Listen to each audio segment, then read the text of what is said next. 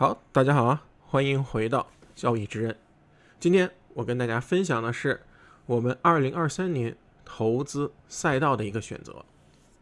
对于2023年，我们该如何布局自己的中长线投资？那么哪些板块或者是赛道将成为我们非常值得关注的热点？我们知道，每一年市场都会出现一个比较中长期的热点，比如我们在2022年。市场其实走的是通胀逻辑，那么在年初开始，也就是2021年的下半年，2021年的第4季度就已经看到了跟通货膨胀相关的这些板块，不管是能源还是材料还是农产品，都有了非常大的涨幅。那么如果在当年你看到了年初或者是2021年年末的这样的一个行情的时候，去布局这样的一个赛道，那必然会获得远远超过市场表现的收益。那么在2020年，我们也可以看到市场上走出来的是一个科技为主的行情。2020年在经过了3月份的一个非常大的回调，也就是我们出现的所谓的疫情。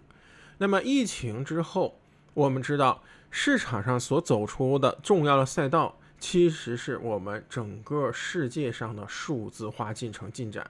那么数字化的进展包括以下几个方面。那么第一个方面呢，我们知道我们出现了更多的远程办公包括我们看到 Zoom 呀 ZM 对吧，这些股票涨得非常多。还有呢，就是居家办公中的居家锻炼，我们也知道 Peloton PTON， 那么这只股票它呢也涨得非常多。那么另外呢，会包括我们对于远程办公和我们所说的网上购物相关的电子商务和办公软件，包括微软我们说 Google 还有亚马逊，他们都成为了整个2020年疫情受益的这么一个过程。而2020年随着美联储的一个大幅的放水，整个的我们说数字化的进程又延展到了分别出现了一些小的赛道，包括我们说新能源车新能源，包括中概。那这些小的赛道的成长，造成了我们2020年这样一个超级的疯狂的大牛市的一个产生。那么每一年我们知道都会有一个比较明显的投资。那对于我们2023年的这一年来说，我们该如何去做呢？我们该如何去做选择？那么今天呢，我给大家分享主要是我的一些观察。我们知道2023年的1月份已经结束了，那么这个月涨幅，尤其是科技股的涨幅是非常惊人的，也创下了从2000年开始，从网络泡沫的结束开始最好的一个月的涨幅。在1月份，其实我们已经看到了关于今年投资一些赛道的一个端倪。那我将分别按照2条路来走。那么第一呢，我们首先要关注的仍然是那个男人，也就是美联储的货币政策。我们仍未能完全判断走出熊市。在这样的情况下，我们知道货币政策对于整个市场的风险引领是非常重要的。2021年、2022年，我们知道当市场走弱的时候，市场走出的是通胀逻辑。那么在这一年，也就是2023年，我们是走衰退逻辑还是走复苏逻辑那么就取决于市场上所看到的这样的一个非常重要的货币政策的一个变化。那么货币政策将引领我们到底是大规模的下注还是少量的保守的操作。那么不管货币政策如何吧，我们在这里呢，其实已经看到了在2023年中非常重要的一个投资线路，那么就是最近已经火遍全网的 ChatGPT。在前一段时间，我其实跟大家分享了我对一个 ChatGPT 的理解我现在呢，本人也是这个软件和人工智能的深度使用者。我不仅自己使用，我还去推荐给我的朋友、家人都去使用。我认为 ChatGPT 将是一个非常具有革命性的产品模式。虽然我知道很多朋友说这样的模式可能并不稀罕，或者说这样的模式并不一定是一个科技上的一个突破。但是我必须要说，一个产品的成熟，它并不一定是科技上巨大的一个突破，而是在产品力和产品实用性和推广性的突破。ChatGPT 作为能改变我们社会的甚至社会结构、组织结构和很多工作方向的这样一个创新性的软件和工具，我们该如何去布局和对它的投资？那么这个地方，我首先跟大家分享的是，我们进行的是赛道的一个投资，它不一定是价值投资，它也不一定是短期的炒作，而是找到市场中资金愿意布局的一个主线。那么 ChatGPT 首先我想跟大家分享的是，对于我的一个震撼，超出了我的预期的一件事情，就是我们一直以来人工智能首先取代的是一些简单的体力劳动，不管是扫地的一些机器人啊，还是无人自动驾驶开公交啊，还是一些买卖自动售货呀、自动计算呀这样的一些简单的工作。然而 ChatGPT 的出现，它主要产生最大的威胁是一些网络小编写文本的人，还有呢就是甚至于是写代码的人。那么对未来，不管是作为程序员，还是我们说的数据科学家，那么 ChatGPT 都起到了非常大的一个取代或者说是一挑战。那么对于我们平常来说，使用 ChatGPT 可以很好的帮我们解决很多的问题我们可以快速的浏览，快速的得到你想要的内容。那么这就对我们整个的生活会产生一个非常大的影响。那对于投资者来说，现在的布局就是针对这样一个我们已经可以确定它会对我们整个社会产生巨大冲击的软件，会有哪些公司会真正的或受益。那么第一个呢，我们要分享的就是直接的受益者，那么就是微软。微软作为最早投资 ChatGPT 的这样的公司，微软本身就有很多会因为 ChatGPT 而增强的业务。我们知道微软的业务主要是3个方面，那么第一个方面就是关于它的咱们说 Windows 操作系统和 Office 的组件。那么如果 ChatGPT 可以放在 Office 这个组件中，我们可以明显感觉到ChatGPT 对于 Office 这个不管是 Word 还有 Excel 它的这种加强将是一个革命性的。那么 Excel 里面那些很多的工具，我们说一些工具也好润色也好形式也好还有一些计算，那么这些都会变成从你必须要去学习到一个你可以完全依赖于一个第三方的人工智能软件帮你快速的制成表格计算的方式。那么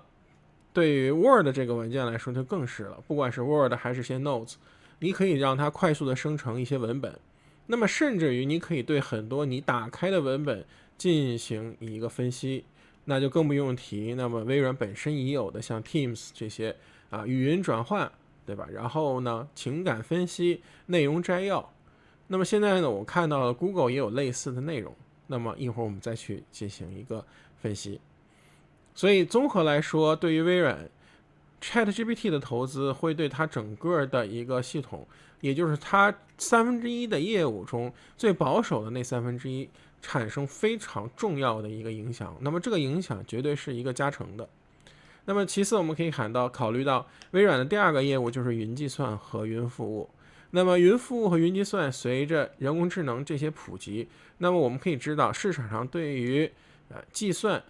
是有着非常大的需求。那么微软本身也有云计算的这个需求，云计算的这个服务。那么如果 ChatGPT 不光使用在微软的工具上，而是很多的第三方开发商和很多的软件商都使用这个 ChatGPT 的话，那么我们知道这个云计算的需求量也将会实现非常大的一个跃升。那么综合来说的话，对于微软如果没有 ChatGPT， 那么微软本身的业务是没有什么伤害的。那么它如果有了 ChatGPT， 对于它整体的业务而言是会有着非常大的加成。那么它也是 ChatGPT 这样的一个软件的一个主要的受益者。那么我们谈到了大的科技公司会受到 ChatGPT 受益的公司，那么我们再聊一下相反，那么相对来说比较容易受害的公司，那么首当其冲就是谷歌。因为谷歌本身它的搜索业务是占到它整个业务的70%以上，这样的大的搜索业务对于谷歌来说被 ChatGPT 的出现产生了巨大的一个挑战。那么巨大的挑战意味着什么呢？意味着谷歌必须要改变它当下的盈利模式。为什么对于 Google 来说 ChatGPT 的出现对它的影响是更大呢？因为 Google 本身的模式就是通过搜索引入相对来说比较容易引入一些广告，而 ChatGPT 的出现其实在本质上与商业模式上与 Google 的这种搜索其实是一种互相矛盾的。也就意味着当 Google 如果自己出现自己做出这么一个人工智能的这样一个工具，那么其实本质上是打击了它本身的搜索业务和广告业务。那么对于 Google 本身来说，这就进入了一个进退维谷的一个现象，也就是为什么 Google 不能很快的推出这些人工智能的这些工具服务对于搜索的业务。那么对于 Google 来说，这里面如果推出类似的业务，它如何创造财富或者是产生新的商业模式，对于 Google 来说都会是非常巨大的一个挑战。那么相对微软来说，如果 ChatGPT 没有太大的帮助，也没有什么损失，而对 Google 来说，一旦 ChatGPT 这个模式或者人工智能模式走出来，对于整个谷歌的生态或者生态系统的发展都会产生一个重要的影响。所以在当下来说，仅仅对比两个科技巨头微软的后面的发展，它的稳定性和它的风险，相对 Google 来说都会好很多，就是小风险而可能的大收益。那么我们说到了受到这个 ChatGPT 所影响的一些大的科技巨头，那么我们就对比了 Google 和微软。那我们再说一下，随着我们所讲到这种人工智能的服务的提升，它有没有可能去应用在其他方面？比如说自然语言处理使用在汽车方面增加了自动汽车自动语音识别和自动驾驶的这种能力呢？我不知道，但是我认为这也是未来一个非常重要的方向。说到汽车，你永远不可能躲开的公司就是特斯拉。那么特斯拉在今年很可能再次成为市场上的一个焦点不光是它一个汽车的成本，或者是关于它汽车的一个研发，我觉得还可以实时关注到它关于自动驾驶，还有更多产品、产能、储能等一系列相关地方的一些研发和发展。那么这些发展很有可能也会跟随着我们说 ChatGPT 所带来的人工智能狂潮，或者叫做智能生产、智能生活的这么一个热点，来受到非常大的一个影响，或者说是加成。因为我们知道特斯拉是我们看到过生产方面或者说重资产的公司中智能化最高的公司。那么一旦这方面的被热炒这方面的话题成为我们关注的一个焦点，那么我永远都不会躲开特斯拉这样的公司。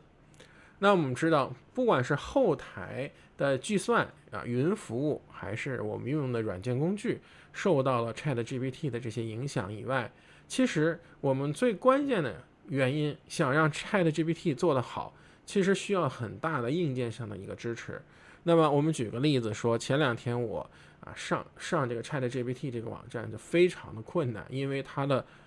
整个的服务器的负载太高了，就会出现什么呢？出现非常多的死机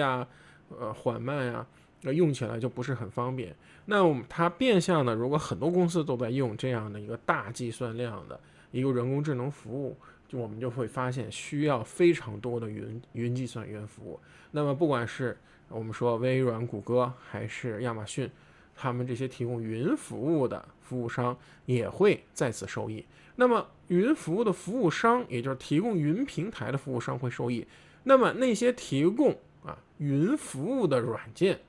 包括我们久违的，比如说 Fastly 这种叫做云服务搬运商，或者说数据整合商，我们说 Snowflake，或者像 MongoDB 这种也是一些数据整合、数据服务的商，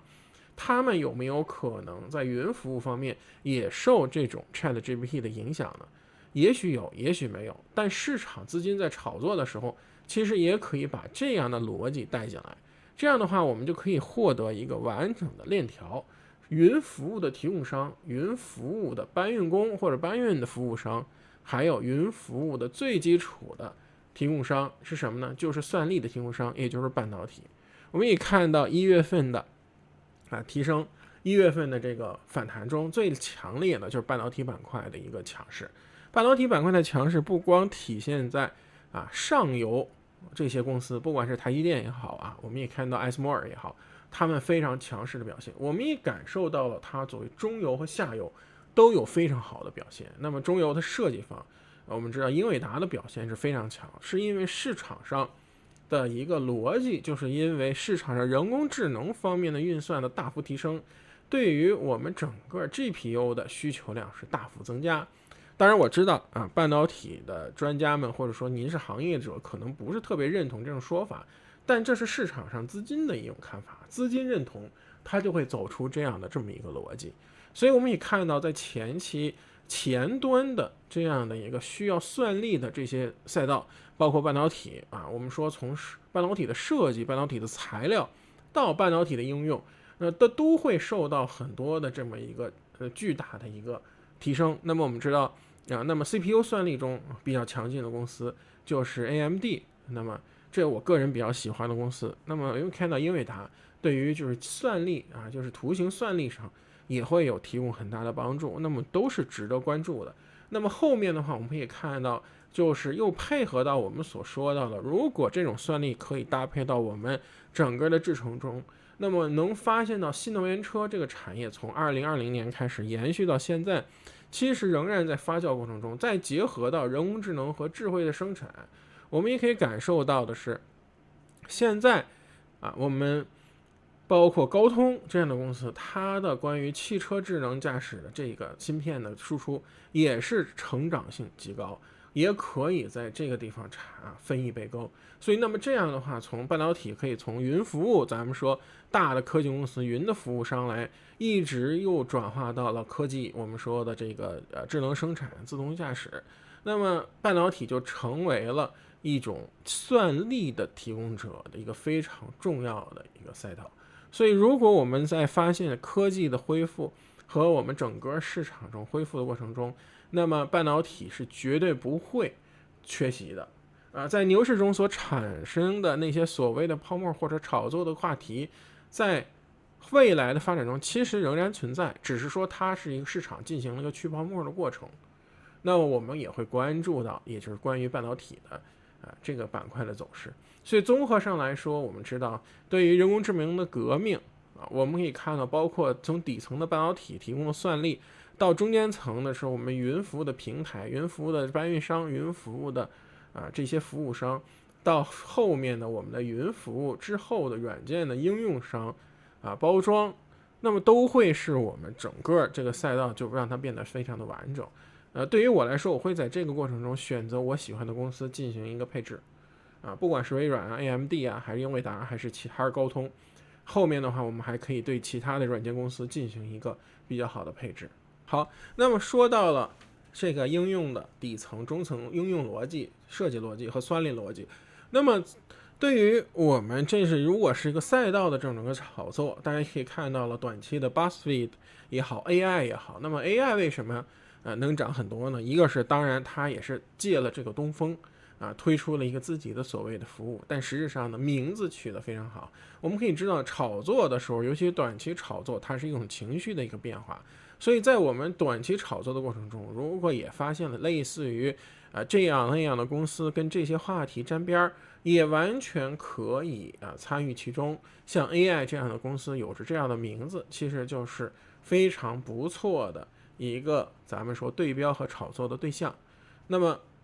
这样的话，我们就有了一个中期的或长期投资的标的包括半导体很多的公司仍然是低估，还有很多的大的软件公司我们可以选择，包括智能汽车智能家居都将会成为我们后面非常重要的投资的一个赛道。所以呢，整个的这个2023年，我认为的一个未来可投资的一个前景或者是赛道的这个模型就已经非常的清晰了。但是任何事情都有但是我们永远无法忽视的是，所有的资本市场中背后的那个男人，也就是美联储的这个它对整个市场上的这么一个影响。因为任何的赛道的投资，或者说任何话题的一个炒作，它都无法离开金钱的供应。就是如果没有足够的金钱的话，仅靠当下市场中的一个零和博弈或者是资金轮转，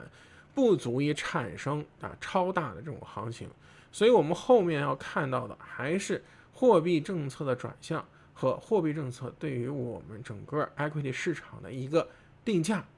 将对我们整个的这个赛道的投资才能产生一个超额的收益。那么后面的话，如果您有